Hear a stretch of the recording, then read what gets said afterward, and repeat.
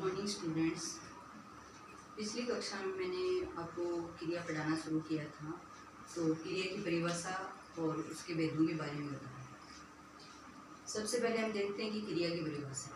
किसी काम का करना या होना पाया जाए उसे क्रिया कहा जाता है। जैसे दौड़ना, खेलना, कूदना आदि, ये सभी काम जो होते हैं इनको हम क्रिया कहते हैं।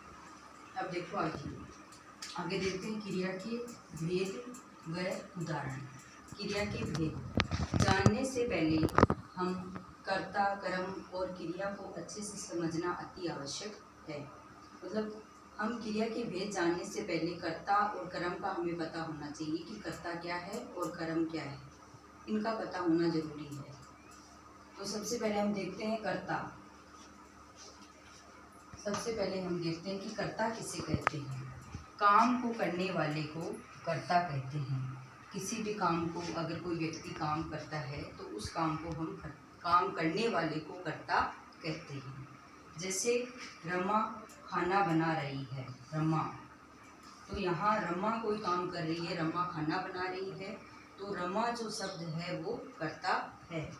दूसरा वाक्य है जैसे सीता, सीता झाड़ू लगा रही है, तो यहाँ इस वाक्य में सीता शब्द जो है वो कर्ता है।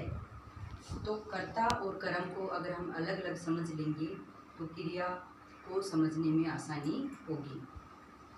तो ये दो उदाहरणों के माध्यम से मैंने आपको बताया कि कर्ता कौन होता है। ऐसे ही आगे देखते हैं कर्म। कर्म क्या होता है, कर्म कौन होता है। कर्ता जो काम करता है, कर्ता जो काम करता है उसे कर्म कहते हैं। कर्ता जो भी काम करता है उसे कर्म कहते हैं। कर्ता हो गया काम को करने वाला और कर्म हो गया कर्ता जिस काम को करता है उसे कर्म कहते हैं। जैसे उदाहरण के माध्यम से समझने की कोशिश कीजिए।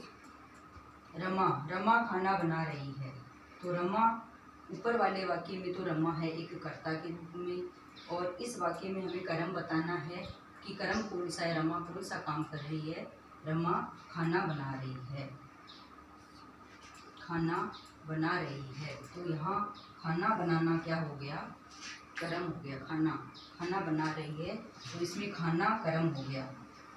वह कौन सा काम कर रही है, खाना बना रही है, तो यहाँ खाना जो शब्द है वो कर्म हो गया।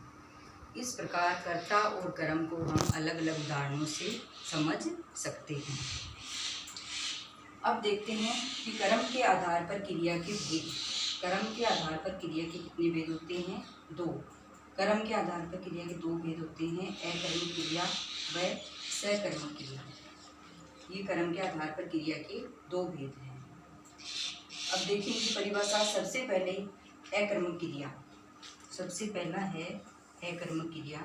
अकर्मक क्रिया का अर्थ होता है कर्म के बिना, जिन कर्म के बिना या कर्म रहित।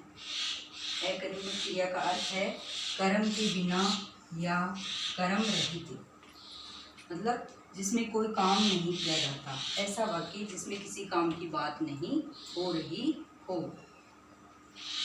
इसकी परिभाषा देखिए। जिन क्रियाओं को कर्म की जरूरत नहीं पड़ती है और क्रियाओं का प्रभाव कर्ता पर ही पड़ता है, उन्हें अकर्मक क्रिया कहते हैं। जिन क्रियाओं को कर्म की जरूरत नहीं पड़ती है, कर्म की जरूरत नहीं पड़ती है